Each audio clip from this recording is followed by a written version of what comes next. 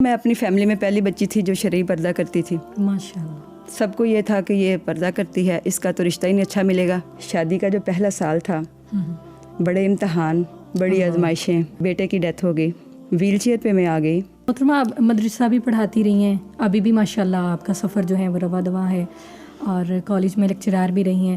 تو ان دونوں سسٹمز میں آپ نے بڑا فرق جو ہے وہ کیا محسوس کیا ہے؟ ماحول کا بڑا اثر ہوتا ہے بچے پہ. آپ کو سب سے زیادہ مسائل جو ہیں وہ کیا دیکھنے کو ملے؟ ان کو اپنا ہی نہیں پتا نا، اپنا آپ ڈھانپ کے رکھنا ہے یا سنبھال کے کہ عورت کا مطلب کیا ہے. عورت کا مطلب یہ ہے چھپا ہوا ہونا. آپ دینی کمزوری کی سب سے بڑی وجہ کیا سمجھتی ہیں؟ اصل وجہ ماں باپ کا نا خود دین سے دور ہونا، خصوصاً بالخصوص ماں کا. آپ کی شادی الحمدللہ ماشاءاللہ ایک کامیاب شادی جو ہے وہ رہی ہے، اور مثالی شادی ہے. تو اس کامیابی کا سب سے اہم اصول کیا رہا ہے؟ میری اپنی شادی کا جو تجربہ ہے، بیس ہی دین تھا.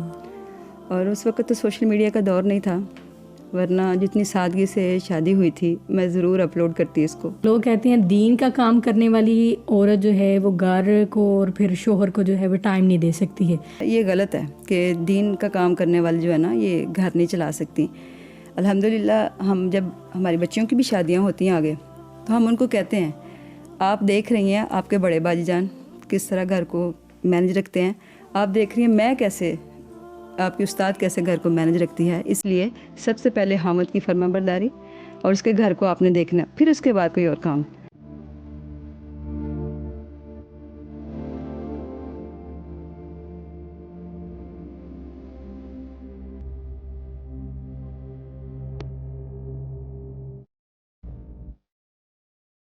السلام علیکم ورحمۃ اللہ وبرکاتہ. وومن پوڈ کاسٹ کی نیو ایپیسوڈ میں خوش آمدید کہتی ہوں. ناظرین اکرام، آج کے پروگرام میں ہم ایک ایسی باوقار، با علم اور با عمل خاتون سے گفتگو کر رہے ہیں جو اس بات کی زندہ مثال ہیں کہ گھر، دین، اولاد، خاندان اور معاشرہ ان سب کو ایک ساتھ سنبھالا جا سکتا ہے. وہ محترمہ ہیں جن کی زندگی میں بہت سی ہرڈلز آئی ہیں، لیکن اس کے باوجود آپ کی شادی ایک کامیاب شادی کہلائی ہے. ساس بہو کا رشتہ بھی کامیاب رشتہ کہلایا ہے، اور جو آپ نے تربیت اپنی اولاد کی ہے وہ بھی مثالی بن کے سامنے آئی ہے.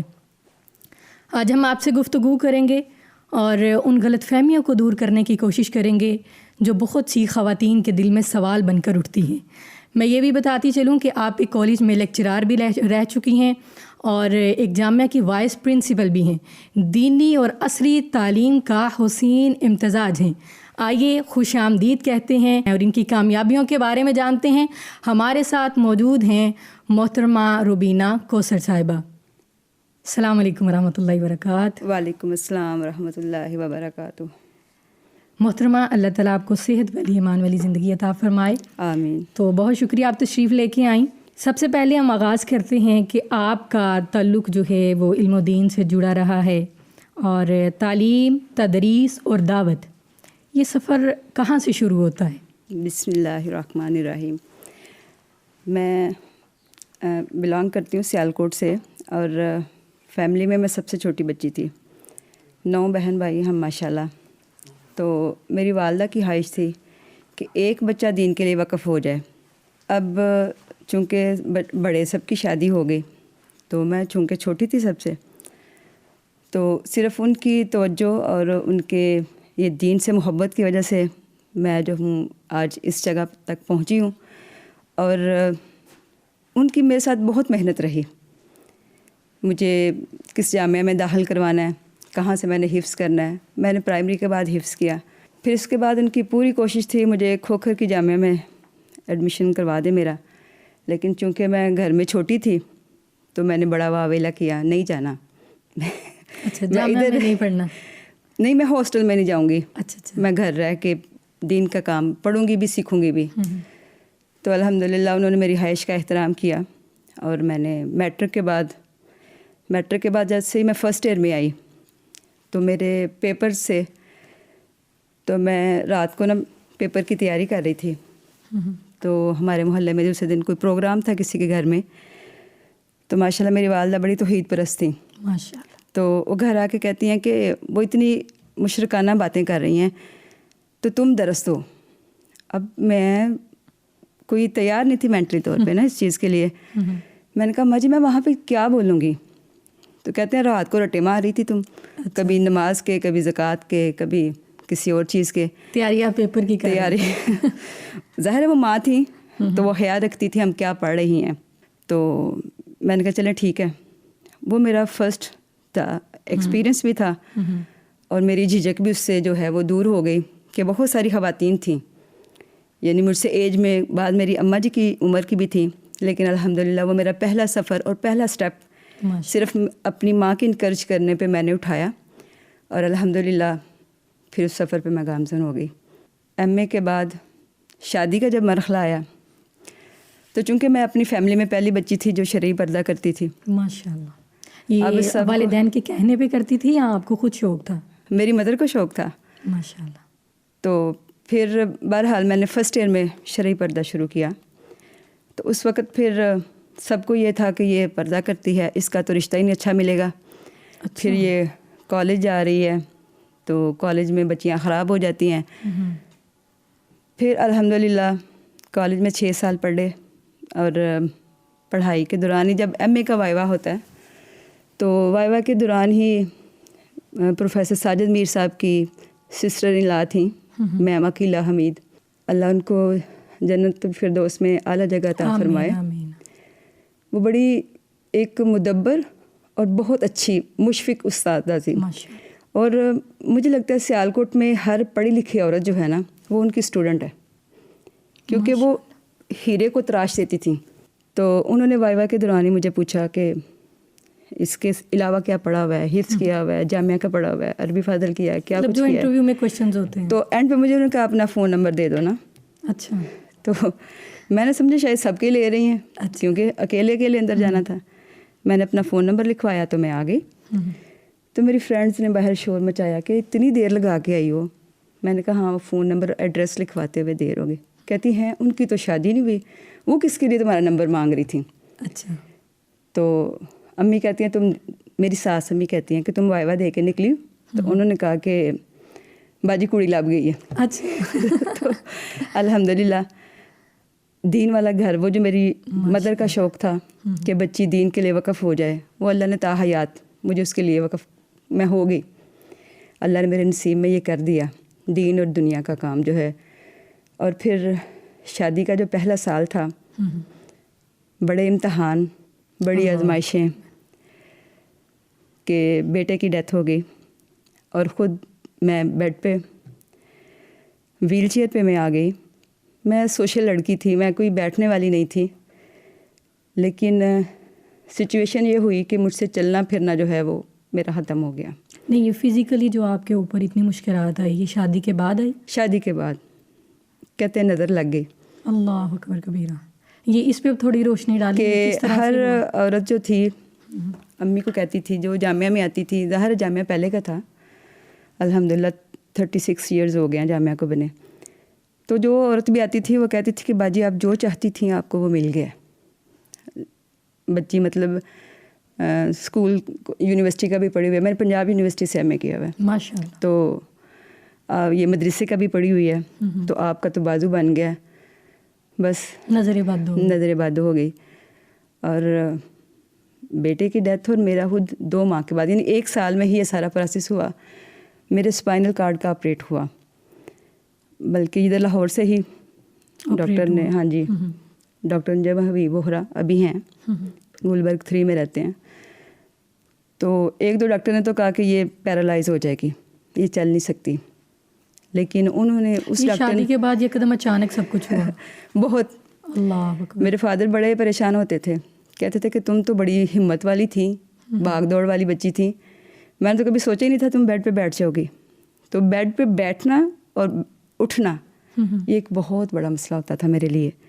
ایون کہ واش روم میں جانا, میں کبھی کبھی سوچتی تھی جب میری مدر ان لا گھر نہیں ہوتی تھی کہ اب کیا کروں, کیسے جاؤں واش روم تک. تو پھر یہ کیا گیا کہ میرا بیڈ ہی واش روم کے ساتھ لگا دیا گیا.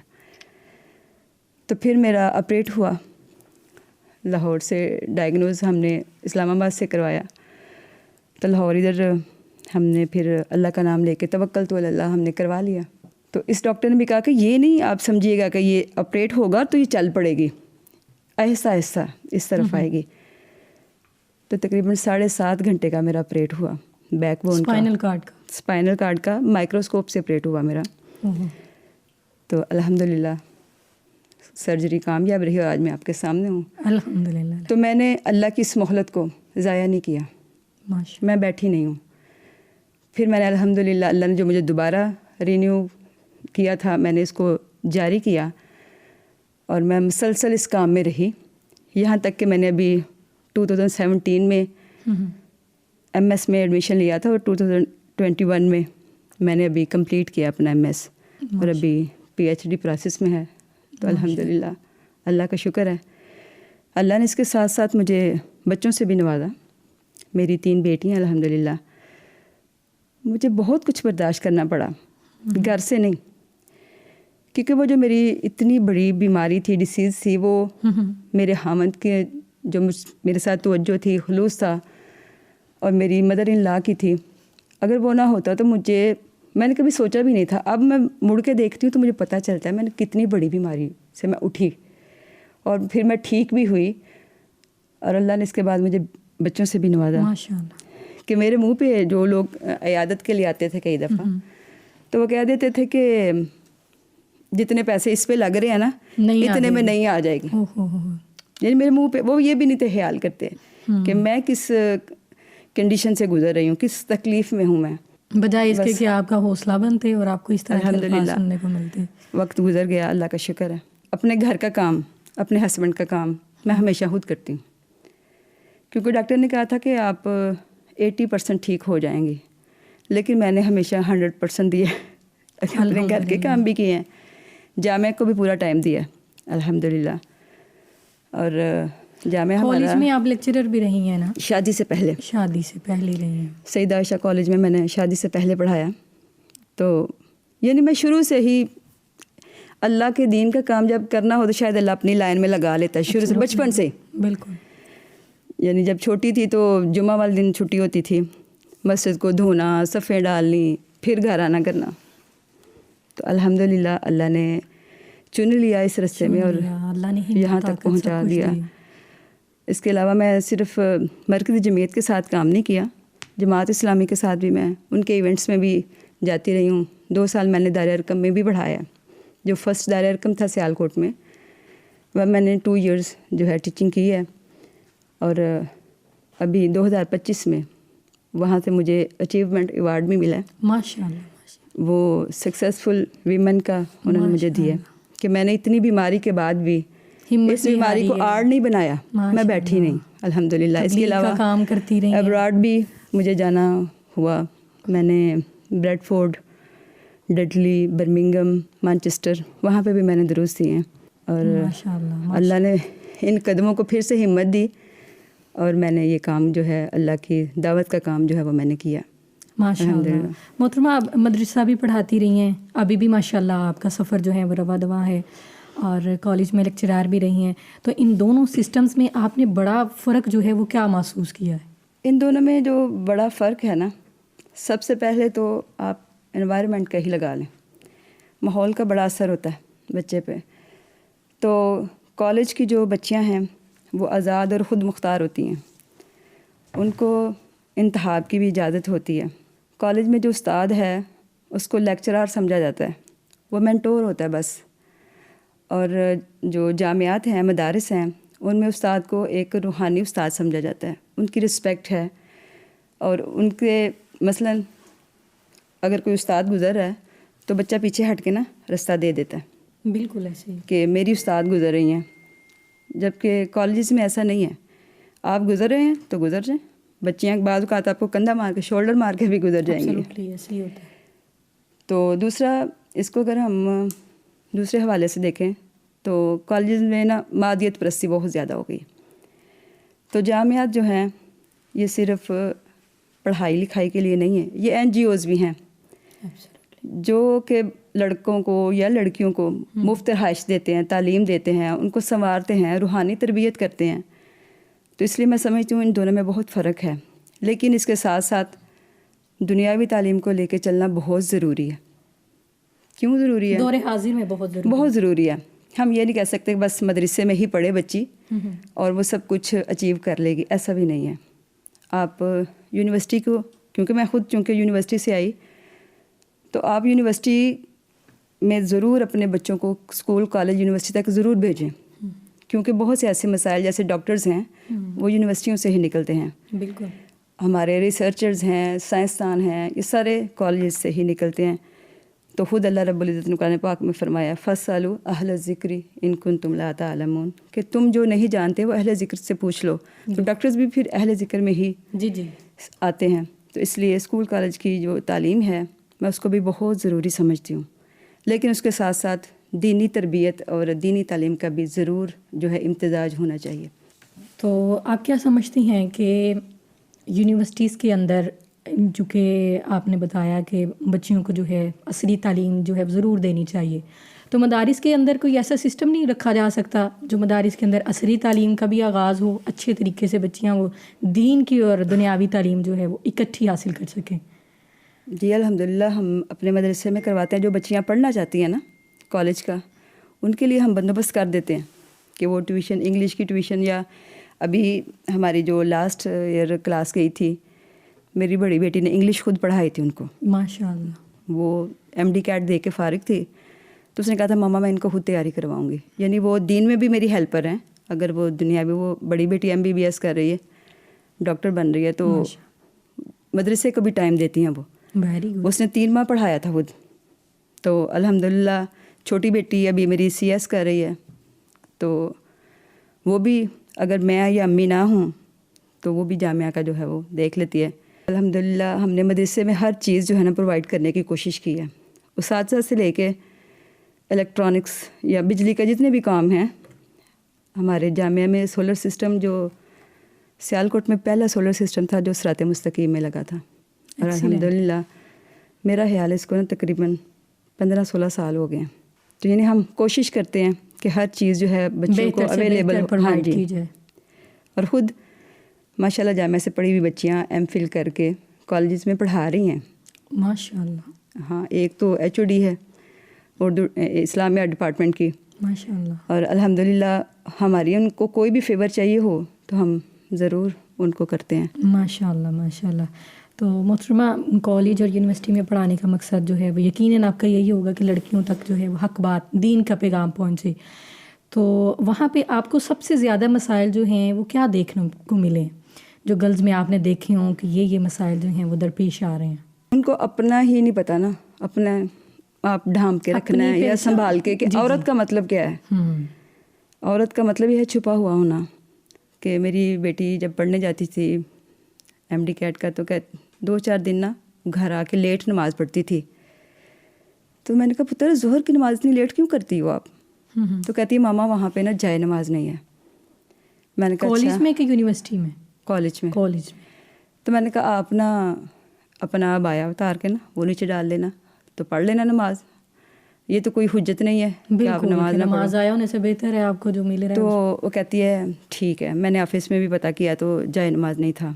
تو پھر وہ ماشاءاللہ کہتی ماما میں نے پہلے دن اکیلی نے پڑھی نماز، پھر دوسرے دن ہم 3 لوگ تھے، پھر اینڈ آف دی منتھ ہم 30 لڑکیاں ہوں گی جو ہم نماز پڑھتی تھی. پھر اور اس کا اجر یقیناً آپ کو ملا. تو کالج والوں نے ارینج کیا جائے نماز بھی اور سب کچھ. یعنی کوئی پہلا قدم اٹھاتا تو اس کے پیچھے. تو بچیاں وہاں پہ بھی سیکھنا چاہتی ہیں دین کی طرف، اپنی اصل کی طرف لوٹنا چاہتی ہیں بچیاں. تو اس کے لیے کوششیں بھی ہم کر رہے ہیں. اور الحمدللہ بچیوں کو بھی یہ شعور ہے. کچھ بچیاں آن لائن پڑھتی ہیں، سیکھتی ہیں کہ ہم یونیورسٹی سے آ نہیں سکتے تو پھر وہ آن لائن کلاسز لیتی ہیں. تو اس طرح پھر چل رہا ہے. آن لائن کی تو آج کل بہت زیادہ آسانی ہے نا، آن لائن بچیاں گھر بیٹھ کے پڑھ سکتی ہیں. لیکن اس کے کوئی آپ دیکھتی ہیں نیگیٹو ایفیکٹس کیا ہیں، پازیٹیو کیا ہیں؟ بہت. آن لائن آسائش ہے، آپ کو ایک سہولت مل گئی ہے، آپ گھر بیٹھے کر سکتے ہیں. لیکن اس کے ساتھ جو ہے نا استاد کی اہمیت کم ہوگی. جو زانو تلمس طے کر کے ہم استاد کے سامنے بیٹھتے تھے نا، بالکل استاد سیکھتے تھے ہوتا ہے. بالکل. بعض اوقات ہم بات کرتے ہوئے استاد کے ایکسپریشنز کیسے آئے ہیں ہم وہ بھی یاد رکھتے ہیں کہ ہمارے استاد نے پڑھاتے ہوئے کیا کیا تھا. وہ چیز ختم ہو گئی ہے. استاد کی اہمیت ختم ہوگی آن لائن کی وجہ سے.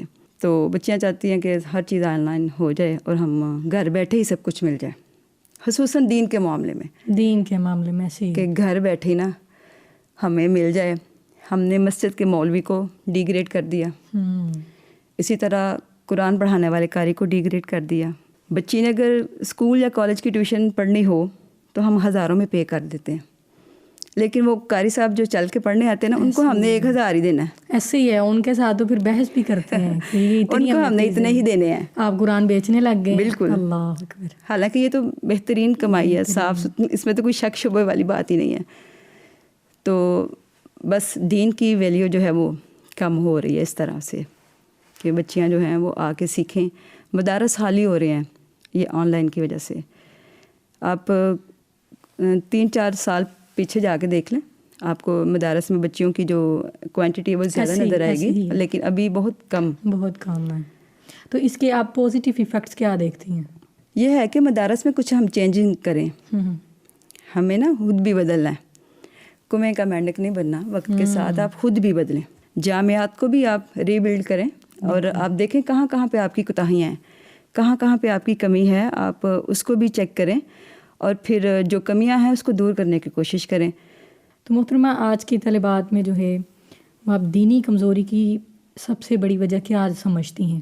اصل وجہ ماں باپ کا نا خود دین سے دور ہونا، خصوصاً بالخصوص ماں کا. کیونکہ بچے ہوں یا بچیاں، ان کا رجحان ماں کی طرف ہوتا ہے، میلان زیادہ ماں کی طرف ہوتا ہے. تو ماں جو ہے یہ ماں کی گود پہلی یونیورسٹی ہے بچے کے لیے. تو ماں کو خود حلال حرام کی تمیز ہوگی تو وہ بچے کو سکھائے گی.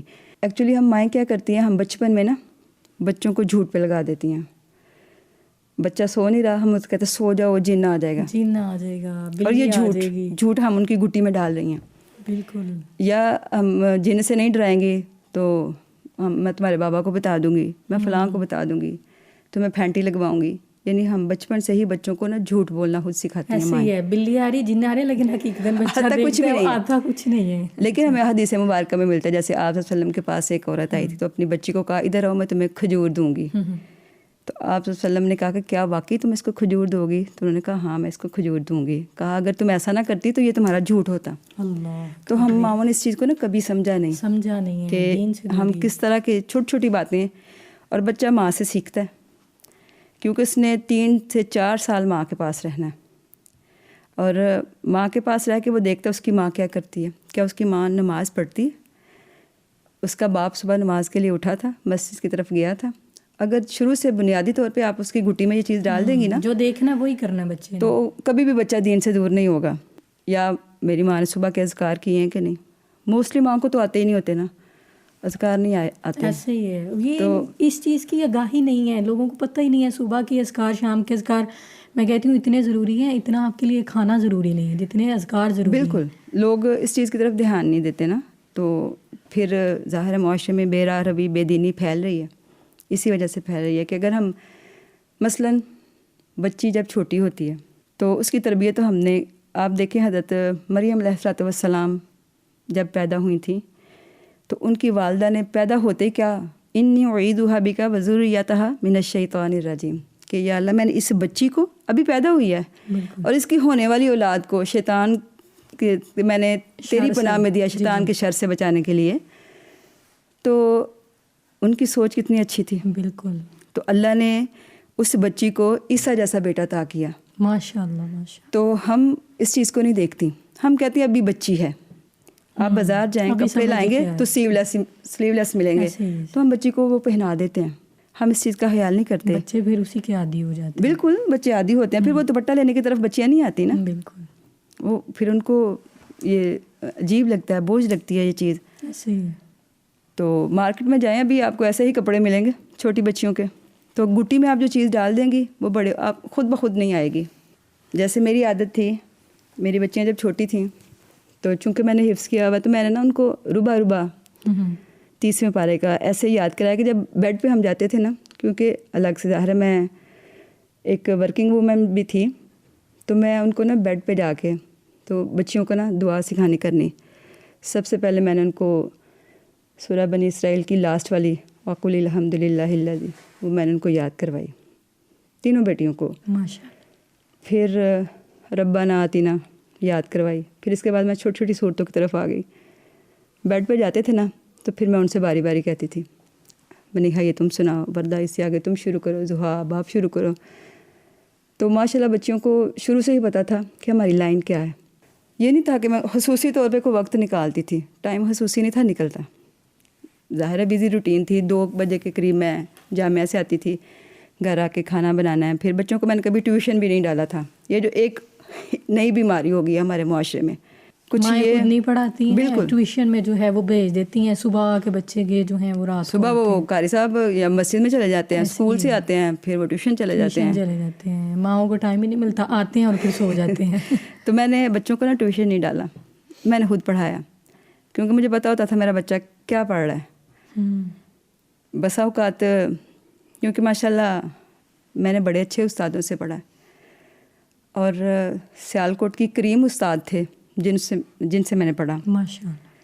اور ہر طبقہ فکر کے استاد سے پڑھا الحمدللہ.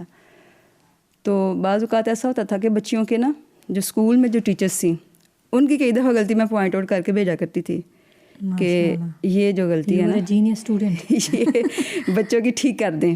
تو ایک دفعہ اردو کی ٹیچر کی میں نے ایسے ہی مسٹیک نکالی. تو وہ ایم اے اردو تھی، میں نے تو اسلامیات میں ایم اے کیا ہوا تھا. وہ کہتی ہیں کہ میں چیک کروں گی کہ آپ کی مدر نے میری بلا وجہ غلطی نکال دیا یا صحیح. پھر 2-3 دن کے بعد ان کا تھینکس کا آیا مجھے پیغام کہ آپ نے بالکل صحیح میری غلطی نکالی تھی. تو الحمدللہ بچیوں کو شروع سے ہی نا ماؤں کو چاہیے، بالخصوص ماؤں، میں پھر کہوں گی باپ نے باہر حصول رزق کے لیے باہر نکلنا ہے، ماؤں کو اپنا کردار جو ہے نا وہ ادا کرنا ہے معاشرے کو اچھے افراد دینے کے لیے. چاہے بیٹیاں ہوں یا بیٹے، دونوں کی تربیت پہ خصوصی توجہ دیں. محترمہ آج کل جو شادیاں ہیں وہ آپ دیکھتی ہیں سوسائٹی میں بڑی دھوم دھام سے چلتی ہیں، کروڑوں پیسہ لگاتے ہیں، لیکن وہ 3 دن بھی نہیں چلتی ہیں کئی شادیاں، کئی 2 ماہ بھی نہیں چلتی ہیں اور وہ ختم ہو جاتی ہیں. تو آپ کی شادی الحمدللہ ماشاء اللہ ایک کامیاب شادی جو ہے وہ رہی ہے اور مثالی شادی ہے. تو اس کامیابی کا سب سے اہم اصول کیا رہا ہے، اس میں آپ شریعت کی روشنی میں جو ہے وہ بیان کریں. شریعت ہم کو جو بتاتی ہے، جو نبی صلی اللہ علیہ وآلہ وسلم جو ہے کہ عورت سے رشتہ جو ہے وہ 4 وجوہات کی بنا پہ کرنا چاہیے. اس کا خاندان، مال، خوبصورتی اور علم کی وجہ سے، ٹھیک ہے، اس کے دین کی وجہ سے. تو آپ سے فرمایا خاک آلود ہو جائیں تمہارے ہاتھ، تم دین کو اختیار کرو. تو میری اپنی شادی کا جو تجربہ ہے بیس ہی دین تھا. اور اس وقت تو سوشل میڈیا کا دور نہیں تھا، ورنہ جتنی سادگی سے شادی ہوئی تھی میں ضرور اپلوڈ کرتی اس کو. اچھا. کہ یعنی کوئی فنکشن نہیں، کوئی جہیز والی بات نہیں، کچھ نہیں الحمدللہ. تو یہ لڑکے والوں کی طرف سے کوئی مطالبہ نہیں تھا کہ ہمیں جہیز چاہیے؟ لڑکے والوں نے میرا روم خود تیار کیا تھا. ماشاء اللہ، سب کچھ. شادیاں ایسے کامیاب بنتی ہیں. یہ ایک استعارہ تھا کامیابی کی طرف کہ میرے اب اپنے بھتیجے کی ابھی ریسنٹ شادی ہوئی ہے تو وہ ایسے ہی ہوئی ہے، بغیر کسی جہیز کے، بغیر کسی رسم کے. یا میرے بھانجے کی شادی ہوئی وہ بھی ایسے ہی کہ دلہن کا روم خود تیار کرتے ہیں، اس کی بھری جہیز جو بھی ہے وہ خود تیار کرتے ہیں، لڑکی والے پہ برڈن نہیں ڈالتے. سب سے پہلے رحمان کو خوش رکھا جائے تو آپ کے لیے آسانیاں ہیں. لیکن ہم جو آج کل کے جو ایونٹس ہیں ایسے ہم نے شادیوں میں شمار کر لیے ہیں جو کبھی ہمارے ایک روایات کا حصہ ہی نہیں تھے. حالانکہ چاہے وہ پتہ نہیں کس نیند میں سوئے ہوئے ہیں، وہ جہالت کی نیند سوئے ہیں، تو ہم ان کو فالو کرنا جو ہے نا ضروری سمجھتے ہیں. شادیوں کے فنکشنز آپ کو پتہ ہے شادیوں کے فنکشنز ابھی سوشل میڈیا پہ چل رہے ہیں، اور وہ ڈھولکی ہے اور مایوں ہے، وہ تو یہ ہے برائڈل شاور ہے. ایسے برائڈل شاور، حالانکہ یہ نہ ہماری تہذیب تھی اور نہ ہی یہ ہمارے دین کا حصہ تھا. یعنی دین اور تمدن الگ الگ 2 چیزیں ہیں، یہ دونوں میں نہیں تھا. لیکن اب ہم برائڈل شاور کرتے ہیں، اور اس میں میں نے جب پہلی دفعہ سنا تو میں نے کہا یہ کیا ہوتا ہے. اچھا. پھر مجھے پتہ چلا کہ یہ برائڈل شاور کیا ہوتا ہے، فرینڈز آتی ہیں اور سارا کچھ. تو آپ یقین کریں آج کل یہ جو ماحول جا رہا ہے نا، ادھر شادی ہوتی ہے برائڈل شاور والی بھی وہ 4 ماہ نہیں گزرتی. ایسے ہی ہے. اور لڑکی جو ہے وہ کہتی ہے کہ میں نے تو بس ابھی جو کچھ کر سکتی ہوں نا میں ابھی کر لوں. ماں باپ کا دیوالیہ نکال جاؤں ایسے ہی میک اپ کے نام پہ, شادی بیاہ کے پارلر جانے کے نام پہ. میں کہتی ہوں اتنا ضیاع ہے کہ حیران ہو جاتی ہوں میں. سگنیچر میک اپ ایسے ہی ہے, assistant make up, signature make up, جو سگنیچر میک اپ ہے اور وہ لاکھوں میں ہے, لاکھوں میں. ایسے ہی ہے. تو وہ دلہن جو ہے وہ رات کو چہرہ دھو لیتی ہے اور وہ سارے نالی میں. ایسے ہی ہے, نالی میں ہے. پھر وہ خاوند کہتا ہے یہ میں تو اس لیے ہماری شادیوں میں نا برکات کا نزول نہیں ہوتا. بالکل بالکل ایسے ہی. ہم نے رحمان کو خوش نہیں کرنا, ہم شیطان کو خوش کرتے ہیں. اسراف اور تبذیر کی طرف بلکہ ہم آگے. اور اللہ نے خود کہا ہے کہ ان المبذرین کانوا اخوان الشیاطین, کہ جو تبذیر کرتے ہیں نا, جو اسراف کرتے ہیں, وہ شیطان کے بھائی ہیں. تو اب ہم شیطان کو خوش کرنے میں لگے ہوئے ہیں کہ فلاں کی شادی پہ ایسا ہوا تھا, میری پہ کیوں نہیں. تو ایک اچھی شادی کے لیے جو میرے نزدیک کم بجٹ میں بھی شادی ہو جاتی ہے, کم سے کم بجٹ میں بھی آپ جائیں, نکاح کریں اور بچی کو لیں. برکت والی شادی بالکل وہی ہے. پھر آپ ولیمہ کریں, جتنا مرضی بڑا کر لیں. تو ولیمے پہ ہم اتنی توجہ نہیں کرتے جتنی ہم نے برات والے دن پہ, اور اس سے پہلے پتہ نہیں کون کون سی مہندیاں, ڈھولکیاں اور پتہ نہیں کیا کچھ ہم نے رکھ لیا. ہاں قوالی نائٹ, یہ بھی ایک ہم نے رکھ لیا. اب یعنی اپنے آپ کو مزید الجھاتے جا رہے ہیں, ہم سنبھلنے کی طرف نہیں آ رہے. اور اسی طرح معاشرے میں نا عدم توازن پیدا ہو رہا ہے کہ جو جس کے پاس پیسے نہیں ہیں وہ اب بیٹی کی شادی پہ وہ کیا کرے گا, اس کی بچی کے بھی تو وہی ارمان ہیں. تو بعض اوقات جو ہے وہ پیرنٹس شادیوں کے لیے قرض اٹھا لیتے ہیں. سوشل میڈیا پہ میں خود ویڈیو دیکھ رہی تھی, اور ویڈیو کے نیچے یہ کمنٹ تھے کہ جو لڑکیاں نوجوان ہیں انہوں نے یہ کمنٹ کیے ہوئے تھے کہ ہم کیا کریں, ہمارے پاس پیسے نہیں ہیں, ہم یہ سارے جو آپ رسومات کر رہے ہیں ہمارا دل بھی کرتا ہے کہ ہم یہ سب کچھ کریں. تو یہ بچیاں جو ہیں یہ اپنے پیرنٹ سے خود مطالبات کرتی ہیں, کہتی ہیں کہ ہم یہ کرنا ہے, اور بچے والدین پھر قرض لیتے ہیں. میڈیا نے نا بہت اس میں کردار ادا کیا ہے. جو آپ پوچھ رہے تھے کہ میڈیا کا یہ ہے, میڈیا نے بہت کردار, یہ جو ولاگرز ہیں ان کو لوگ جو فالو کرتے ہیں, اور وہ ایسی, یہ بھی پیچھے کسی کی شادی اور ربی کا شاید پتہ نہیں کیا نام, جی اتنے ایونٹس اور فوٹو شوٹ الگ سے ہے. یعنی غالباً 3 سال سے اس کی شادی چل رہی ہے. بالکل, مطلب پھر بچیاں جو دیکھتی ہیں نا, حالانکہ وہ ریالٹی نہیں ہے, وہ اصل نہیں ہوتا. ہمیں بس وہی نا شیطان مزین کر کے دکھا دیتا ہے ہر چیز, تو ہم اس کے پیچھے لپکتے ہیں, اور بچیاں سمجھتی ہیں کہ شاید یہ سب کچھ ریالٹی میں بھی ہے, اور وہ اسی کو کرنے پہ آ جاتی ہیں. تو اس لیے یہ آج کل جو ہے نا, یہ کچھ عرصے سے جو بھی کوئی مسئلہ پوچھتا ہے نا, وہ طلاق کے مسائل پوچھ رہا ہوتا ہے, خلا کے مسائل پوچھ رہا ہوتا ہے کہ باجی میرا خلا ہو گیا. تو میں حیران ہو جاتی ہوں کہ یہ بعض گھر اتنے دیندار گھر, اور بیٹی نے 3 ماہ کے بعد خلا لے لیا ہے. تو میں حیران ہو جاتی ہوں, کوئی اور مسئلہ نہیں رہا پوچھنے والا, نماز کا, زکوٰۃ کا, ہمارے کوئی اور مسائل نہیں ہیں, بس یہی پوچھتے رہو. یا جیسے نکاح ہوتا ہی طلاق کے لیے ہے, تو اس پہ جو ہے بہت ضرورت ہے کہ ہم دیکھیں اپنی اقدار ہماری کدھر جا رہی ہیں. ہماری آنے والی نسل جو ہے نا وہ اس کی بنیادیں کمزور ہو رہی ہیں, کیونکہ آج کل نا سوشل میڈیا کا بہت اہم کردار ہے اس میں. سوشل میڈیا کا کردار بہت زیادہ اس میں. دوسرا اویئرنیس دے دیا ہے میڈیا نے کہ بچی جو ہے وہ انڈیپینڈنٹ ہے, وہ پڑھ لے, وہ یونیورسٹی چلی جائے, فلاں ڈگری کر لے گی, تو پھر اس کو کسی کی ضرورت نہیں ہے, وہ خود کمانے والی ہو جائے گی. تو اس چیز نے بھی معاشرے میں بڑی جو ہے نا بیرار روی پھیلا دی ہے کہ بچیاں جو ہے نا وہ کسی کو کچھ سمجھتی نہیں ہیں. وہ کہتی ہیں کہ ہم آزاد رہیں گی, ہم کسی کے ماتحت نہیں رہ سکتی, ہمیں گھر الگ چاہیے, ہمیں ہر چیز الگ چاہیے. تو اس سے پھر معاشرہ جو ہے وہ بے اعتدالی کی طرف جا رہا ہے. ماشاء اللہ, اللہ تعالیٰ آپ کے علم و عمل میں برکت عطا فرمائے. تو محترمہ اس سوال کی طرف آتے ہیں, میرے ذہن میں چل رہا تھا, کامیاب شادی میں ساس بہو کا رشتہ, یہ بھی آپ کا ماشاءاللہ کامیاب کہلاتا ہے, مثالی کہلاتا ہے. الحمدللہ. اور پیچھے ہم میٹنگ میں بیٹھے ہوئے تھے اور آپ چیزیں جو ہے وہ بتا رہی تھی, اور میں سن کے بڑا حیران ہو رہی تھی. اور آپ نے یہ بھی ذکر کیا کہ اکثر لوگ دیکھتے ہیں اور وہ کہتے ہیں کہ ایسی بہو اللہ ہمیں بھی دے. ماشاءاللہ, تو یہ ضروری ہے کہ کامیاب شادی کے لیے ساس بہو کا جو رشتہ ہے اس میں کمپرومائز چاہیے ہوتا ہے. جس طرح میاں اور بیوی کا ہے, اسی طرح بہو اور ساس کے لیے بھی اس رشتے کو آسان طریقے سے نبھانے کے لیے ضروری ہے کہ آپ کمپرومائز کریں. تو آپ یہ بتائیے گا, ہمارے ناظرین سننا چاہیں گے, بہت اہم کوشچن ہے کہ اکثر ساس بہو کے رشتے کو مشکل سمجھا جاتا ہے, تو آپ کے ہاں یہ رشتہ اتنا خوبصورت کیسے رہا ہے؟ الحمدللہ ثم الحمدللہ کہ میری مدر ان لا جو ہیں آپ نے دیکھ رکھی ہیں. جی جی. تو الحمدللہ وہ 80 کے قریب 80 میرا ہیلتھ کراس کر چکے ہیں شاید. ماشاء اللہ. الحمدللہ وہ خود بھی بڑے سوشل ہیں اور فرسٹ دن سے کبھی ان کی طرف سے کوئی رکاوٹ نہیں آئی کہ تم یہ کرو تم وہ کرو تم نے وہ کیوں نہیں پکایا. اور آپ یقین کریں ہم فرینڈس کی طرح ہیں. پورے دن کی روداد جب تک ہم ایک دوسرے کو نہیں سنا لیں گی نا ہم بیٹھتی نہیں ہیں. ایون میں کچن میں کام کر رہی ہوں نا تو امی اپنے روم میں ان کے روم کے سامنے بالکل کچن ہے گھر میں تو وہ ادھر سے بولتی ہوں گی آج ایسے ہوا تھا آج ایسے ہوا تھا. اچھا. تو میں بھی آگے سے ان کو یا اگر میں ادھر ہوں اور امی انگلینڈ گئے ہوئے ہیں. اچھا. وہ دورہ قرآن کروانے جاتے ہیں انگلینڈ نا ہر سال رمضان ماشاء اللہ تقریباً 24 ایئر جب سے میری شادی ہوئی ہے وہ جا رہے ہیں. تو میں نے ان کو پورے دن کی ڈیٹیل بتانی ہوتی ہے. یعنی کوئی ایسی بات نہیں ہے کہ جو مجھے پتہ ہے اور امی کو نہیں پتہ یا امی کو پتہ اور مجھے نہیں پتہ. مطلب بونڈ بہت آپ کا اسٹرانگ ہے. الحمدللہ بالکل.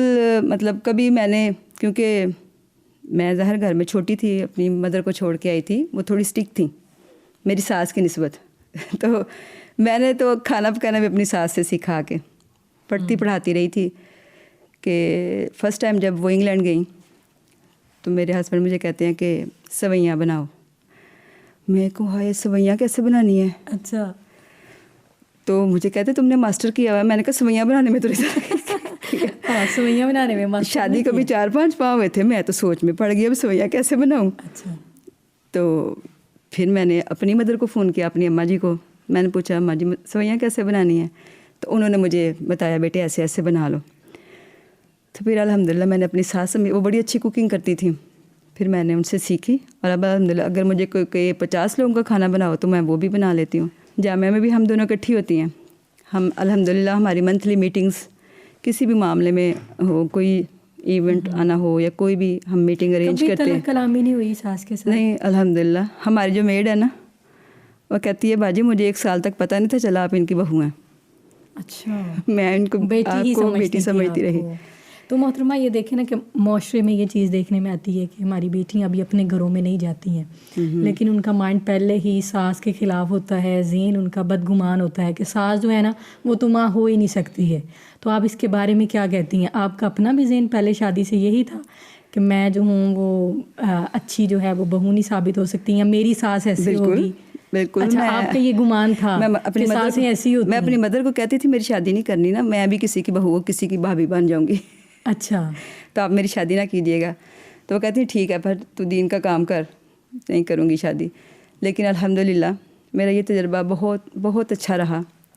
اگر لوگ امی کو یہ کہتے ہیں نا کہ آپ جیسی بہو ملے تو میں بھی دعا کرتی ہوں امی جیسی ساس ملے بچیوں کو کہ کسی معاملے میں ایون کہ ابھی ایج ڈفرینس بھی ہے ہم میں ظاہر ہے لیکن ہم سیم کپڑے پہن دیتی ہیں. ہمارے جو ایونٹس آتے ہیں نا سالانہ اس میں عورتیں دیکھتی ہیں سیم پہن آج انہوں نے کیسے پہننے باجی کل کیسے پہننے. اچھا ماشاءاللہ. یعنی ہم ماں بیٹی دونوں ایک جیسے کپڑے پہنتی ہیں. تو الحمدللہ بہت اچھی گزر رہی ہے ان کے ساتھ اور میں نے بھی کبھی فرق نہیں کیا. ابھی ریسنٹ آپ کو میں نے بتایا تھا میرے بچے ہم دبئی جا رہے تھے وزٹ کے لیے تو میرے دل میں اندر کہیں یہ بات تھی کہ امی گھر میں اکیلے چلے سارے پاس ہوں گے جامعہ بھی پاس ہی ہے سامنے ہی ہے گھر میں کو بچیاں بھی آ جائیں گی لیکن ہم میں ذاتی طور پہ کوئی نہیں ہوگا ان کے پاس گھر میں. تو میں نے کہا میں نہیں جاؤں گی. بالکل لاسٹ ڈے پہ میں نے یہ ڈیسیژن لیا کہ میں گھر رہوں گی امی کے پاس آپ جائیں. تو جس نے بھی سنا اس نے کہا باجی آپ نے بڑی قربانی دی. میں نے کہا نہیں قربانی نہیں دی میں نے اپنے گھر کا خیال رکھا ہے. حالانکہ گھر میں مرد کوئی نہیں تھا ہم دونوں ہی تھیں. تو رات کو اٹھ کے میں نے گیزر چلانا ہے اس کو بند بھی کر کے آنا اوپر والے چھت پہ جا کے کہ امی کو گرم پانی آئے یا ان کے. تو الحمدللہ یہ کام آپ سر خوشی سے کرتی ہیں؟ میں کرتی ہوں الحمدللہ اللہ کا شکر. پچھلے 2 سال پہلے نا وہ کہیں درس پہ گئی ہوئی تھی تو مجھے نا ایک میری کلیگ ہی لگا لیں اس کا فون آیا کہتی ہے ربینہ باجی آپ کیسی بہو ہیں. میں نے کہا کیوں کیا ہوا ہے؟ کہتی ہے آج آپ کی ساس امی جو ہے نا مائک پہ آپ کی تعریف کر رہی تھی ماشاءاللہ کہ میری بہو نا ٹرے لگا کے لے آتی میرے لیے. تو میں نے کہا میں لگاتی ہوں تو وہ کہتی ہوں گی نا. تو کہتی ہے نہیں باجی مجھے آپ پہ بڑا رشک آ رہا تھا.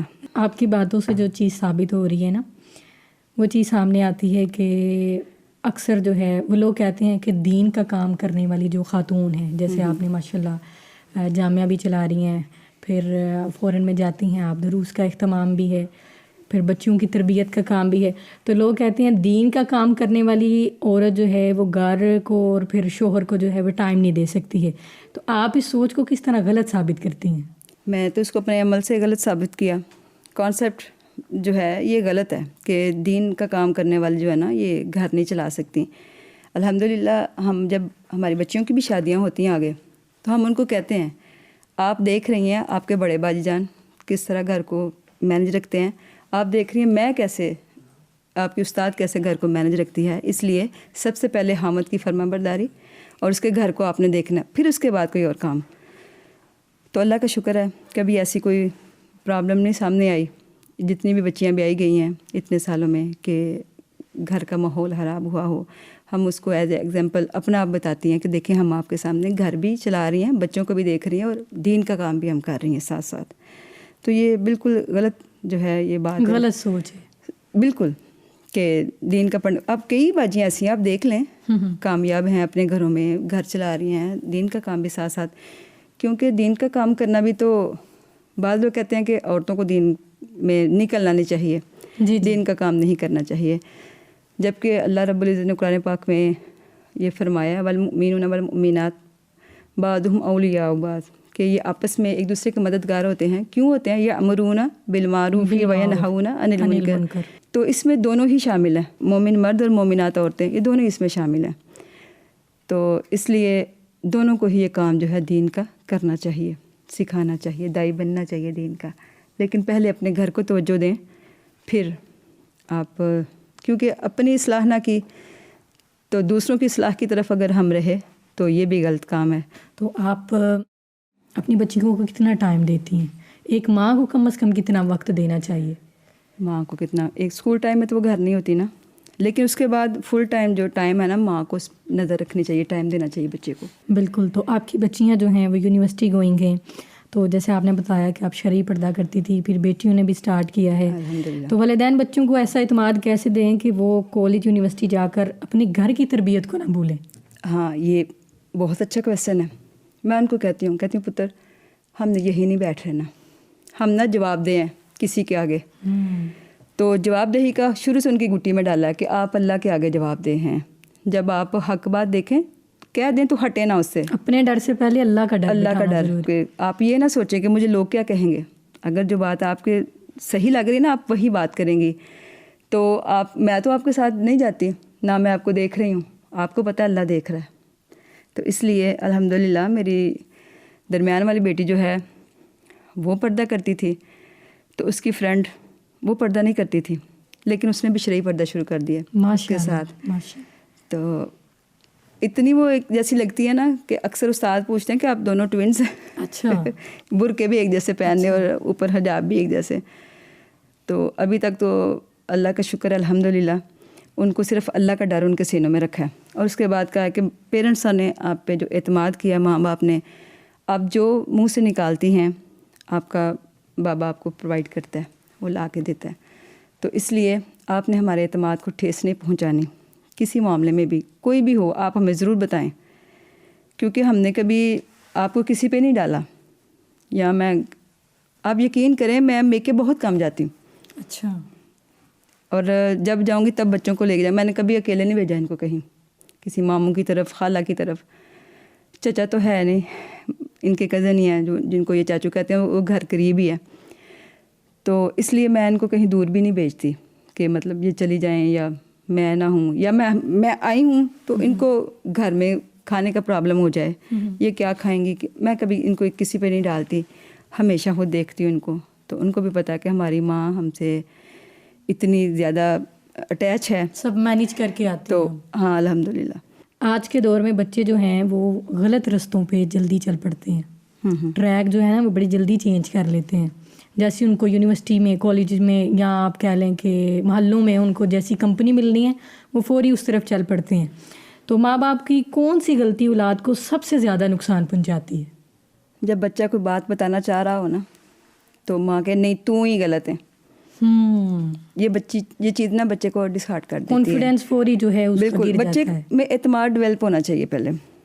وہ پورے اعتماد ہوگا تو وہ معاشرے میں سروائیو کر سکے گا. اس کو پتہ ہے میری ماں مجھ پہ ٹرسٹ کرتی ہے, میرا باپ مجھ پہ ٹرسٹ کرتا ہے, اس لیے میں نے کوئی بات ان سے چھپانی نہیں ہے, میں نے کلیئر بات بتانی ہے. تو اس لیے جب پیرنٹس بچے کو ہی ڈانٹتے ہیں نا, اس کی ہی غلطیاں نکالتے ہیں, دیکھتے نہیں وہ کیا کہنا چاہ رہا ہے, اس کی نہیں سنتے, تو پھر وہ دوسری طرف چل پڑتا ہے.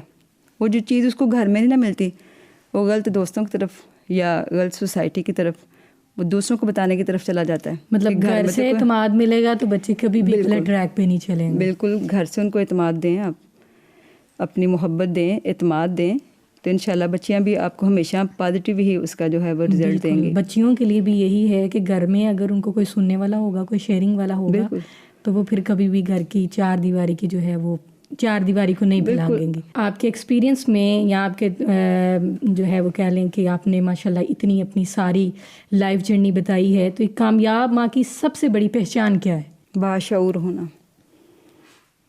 کہ ماں جو ہے نا اس کو شعور ہو وہ کس معاشرے میں رہ رہی ہے, وہ حلال حرام کی تمیز رکھے, اور اس کو پتہ, کیونکہ بچے کا بنیادی حقوق ہوتے ہیں نا, بچے کا بنیادی حق ہے کہ اس کی ماں جو ہے نا وہ دیندار ہو. یہ اس کا بنیادی حق ہے بچے کا. عقیقہ بھی اس کا ہو جاتا ہے, نام بھی اس کا رکھا جاتا ہے, سارے کام ہو جاتے ہیں. لیکن اگر ماں اچھی نہ ہو, باپ کی جو آپ دیکھیں کئی ہمارے معاشرے میں ایسی مثالیں موجود ہیں کہ باپ بہت بڑا عالم اور علم کا مینار اس کو کہہ لیں کہ آسمان علم کا ستارہ ہے, بیوی گھر میں ویسی نہیں, تو وہ ساری نسل ہی برباد ہو جاتی ہے. کہ چونکہ باپ تو لوگوں کو تدریس کرتا رہا, گھر میں بیوی چونکہ ایسی تھی, اس نے بچے تو پیدا کر لیے لیکن ان کو سنبھال نہیں سکی. تو اس لیے ماں کا باشعور ہونا اور دین اور دنیا دونوں کو جاننے والی ہو ماں. آج کا جو دور جا رہا ہے نا یہ بڑا ٹف ہے, پرفتن دور ہے. اس میں ہمیں دونوں چیزوں کو لے کے چلنا ہے, دنیا بھی ہو اور دین بھی. ماں جانتی ہو, کیونکہ یہ جو موبائل کا فتنہ ہمارے ہاتھ میں ہے نا, اگر ماں کو نہیں پتا کہ موبائل میں بچی کیا کر رہی ہے, ٹیکسٹ میسج پہ کیا لکھ رہی ہے, یا وہ سن کے آ رہی ہے, دیکھ کے آ رہی ہے, تو اس کو کیسے پتہ چلے گا اس کی بچی کی سوسائٹی کیسی ہے, وہ کیا دیکھ رہی ہے. تو ہم لے دیتے ہیں موبائل بچیوں کو, ٹھیک ہے جی لے لیں, کیونکہ یہ اچھا بھی ہے اور برا بھی. آپ نے اس کو اچھا بھی بنانا ہے اور برا بھی بنانا ہے. آپ اس کا استعمال کیسے کرتے ہیں. دنیا بھر کے نالج جو ہے نا وہ موبائل میں ہے. مکتبہ شاملہ آپ نے پڑھائی ہوگا, پورے کا پورا اس میں ہے. تو قرآن بھی ہے, حدیث بھی ہے. اگر ماں کو اس کا طریقہ پتہ ہوگا یا بچیوں کا, وہ دیکھے گی کہ وہ کیا کرتی ہیں, تو پھر ہی ہے. اس لیے میرے نزدیک ایک کامیاب ماں کے لیے باشعور ہونا بہت ضروری ہے. اور اگر ماں باپ جو ہیں وہ واقعی اولاد کو سنوارنا چاہتے ہیں تو پھر وہ اپنے گھر سب سے پہلے کیا بدلنا چاہیے؟ سب سے پہلے وہ اپنے آپ کو بدلیں. پیرنٹس اپنے آپ کو بدلیں, اپنا جو رشتہ ہے اس کو آپ وہ مضبوط بنائیں. اور اگر پہلے کوئی ان میں کچھ خامیاں تھیں, جب وہ ماں باپ بن گئے تو وہ اپنی خامیوں کو دور کریں, تاکہ ان کے بچے جو ہیں وہ ان سے وہ چیز نہ سیکھیں. گھر کے ماحول کو اعتماد دیں, فضا جو ہے وہ اچھی رکھیں, اور لڑائی جھگڑا جو ہے وہ گھر میں نہ ہو. کیونکہ بعض اوقات بچے جو ہے نا, بلکہ اب اکثر اوقات ہمارے جامعہ میں نا کئی بچیاں ایسی آتی ہیں, پیرنٹس میں ان کی جو ہے وہ ڈیورس ہو گئی ہوئی ہے, تو اس میں پستہ کون ہے, بچہ یا بچی, اس کا بیچاری کا نہ مستقبل ہے, فیوچر کچھ بھی نہیں ہے. وہ ماں کی طرف جائے یا باپ کی طرف جائے. تو اس لیے پیرنٹس کو سب سے پہلے خود کو ٹھیک کرنا چاہیے, پھر بچوں کی پرورش کی طرف ان کی توجہ جو ہے وہ جانی چاہیے. معاشرے میں ہمیشہ جو ہے وہ والدین کے حقوق پہ بات کی جاتی ہے, اولاد کے حقوق کو نظر انداز کیا جاتا ہے. یہ گھر گھر کی سٹوری ہے. تو آپ اس کے بارے میں کیا کہتی ہیں؟ شریعت کی روشنی میں ذرا واضح کریں. شریعت نے الحمدللہ بچوں کے حقوق پہ بہت سارا جو ہے وہ زور دیا ہے. مثلا سب سے پہلے جیسے اللہ رب العزت نے فرمایا یا ایھا الذین آمنوا قوا انفسکم واہلیکم نارا, کہ اپنے آپ کو بھی اور اپنے اہل کو بھی, اپنے بچوں کو بھی جہنم کی آگ سے بچایا جائے.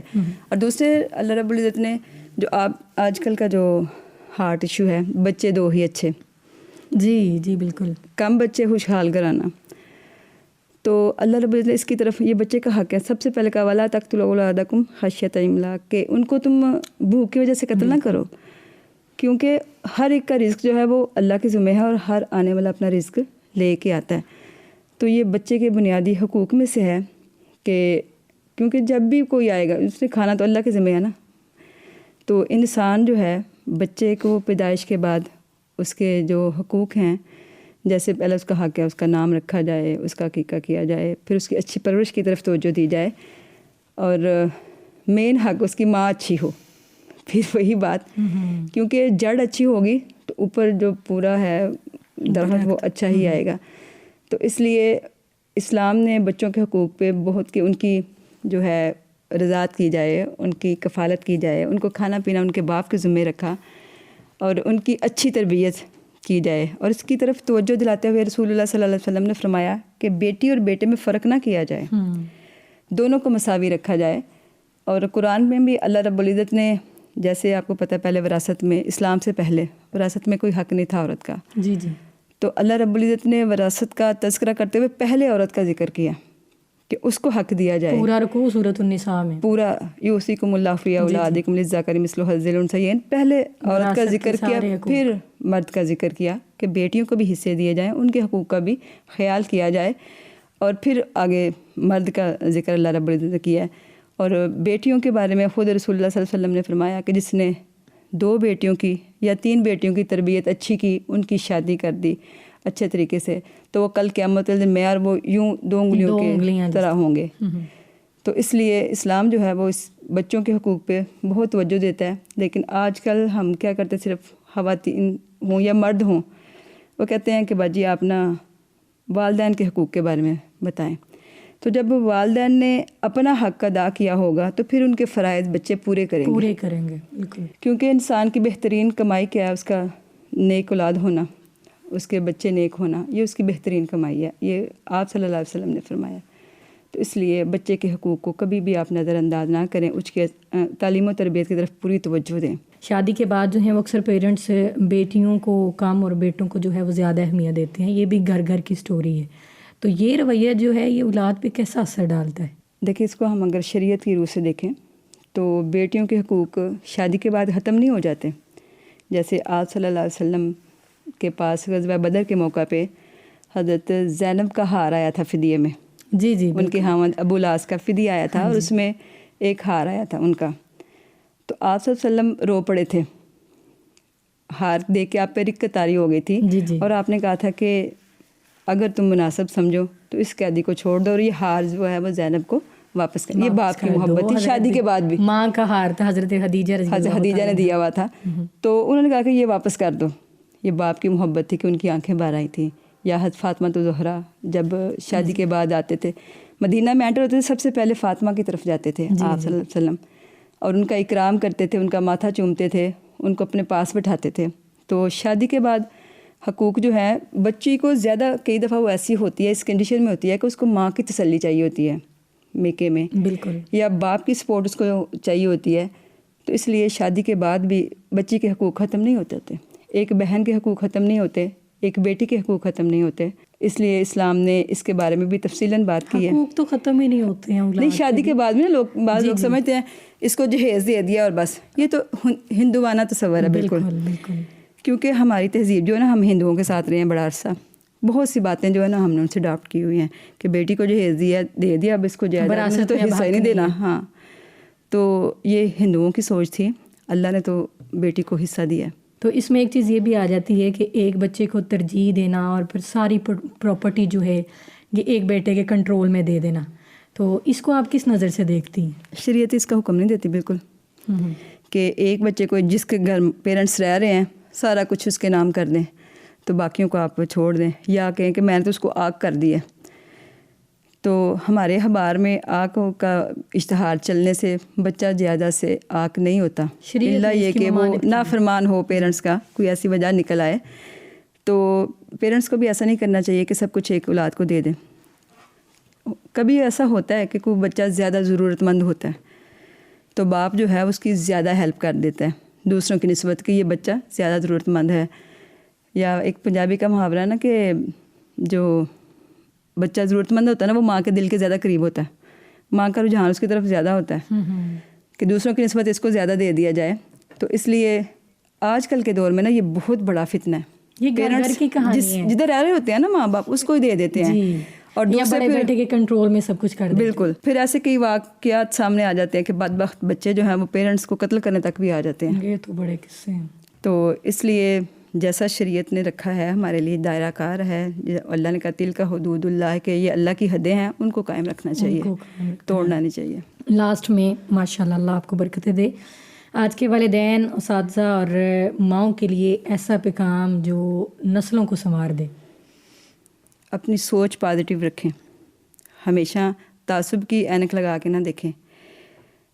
ماں بچے کو کبھی یہ نہ کہے کہ تمہاری پھپھی بڑی بری ہے اور خالہ اچھی ہے، کیونکہ آپ نے دیکھا ہوگا ہمیشہ چندہ ماموں ہوتا ہے، چاچا کبھی نہیں چندہ ہوتا. بالکل بالکل. ماں یہ بچے کو سکھاتی ہے چندہ ماموں، تو کبھی وہ چچا کو بھی چندہ کہہ سکتی ہے. تو اس لیے ہمیشہ اپنی سوچ کو پازیٹیو رکھیں.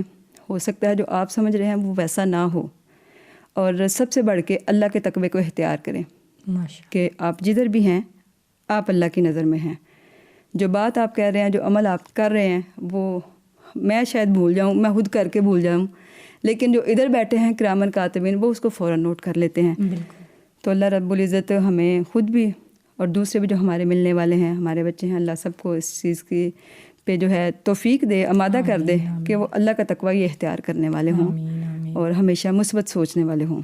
ماشاء اللہ. ہندی لاسٹ آپ پیغام ٹی وی کے لیے کیا پیغام دینا چاہیں گی؟ آپ اس چینل کو کہاں پہ ریٹ کرتی ہیں؟ میں اس کو 10 میں سے 10. کیوں؟ یہ نہیں کہ میں ادھر بیٹھی ہوئی ہوں، کسی بھی گھر میں سے آپ چلے جائیں نا تو پیغام چینل لگا ہوتا ہے. ماشاء اللہ. تو بتاتی ہیں کہ میں تو اس سے یہ مسئلہ میں نے سنا تھا، باجی کیسے ہے، جیسے آپ نے بتایا تھا اس پہ یہ ایسے ہی بتا رہے ہیں. تو الحمدللہ دعوت کا کام بڑے اچھے طریقے سے ہو رہا ہے، اور اللہ اس چینل کو مزید ترقیاں دے اور اس کو دن دگنی رات چگنی ترقی دے کہ یہ جو کام کر رہا ہے اللہ اس میں اور برکت ڈال دے. بالکل. اللہ تعالیٰ آپ کے علم میں، عمل میں برکت عطا فرمائے. سبحانک اللہم و بحمدک اشہد ان لا الہ الا انت استغفرک و اتوب الیک. ناظرین، ہمارے ساتھ موجود تھی محترمہ روبینہ کوثر صاحبہ. ایک کامیاب خاتون کی کہانی ہم نے آپ کے سامنے رکھی ہے، جنہوں نے اپنی زندگی میں بہت سے ہرڈلز فیس کی ہیں، لیکن اس کے باوجود آپ کی زندگی مثالی زندگی کہلاتی ہے. اور ناظرین اکرام، دین عورت کو محدود نہیں کرتا ہے، متوازن بناتا ہے. نیت درست ہو، ترجیحات واضح ہوں تو ایک ماں بہترین ماں بن کے ثابت ہو سکتی ہے، بہترین دائیا بن کے سامنے آ سکتی ہے، اور ایک اچھی بیوی بھی بن سکتی ہے. تو ناظرین اکرام، اسی طرح کی باوقار، باعمل، باعلم خاتون سے ملنے کے لیے ہمارے ساتھ جڑیے رہیے. ملتے ہیں ایک نئے مہمان کو لے کر، تب تک کے لیے اپنی میزبان عتیقہ بشیر کو اجازت دیجیے. السلام علیکم ورحمۃ اللہ وبرکاتہ.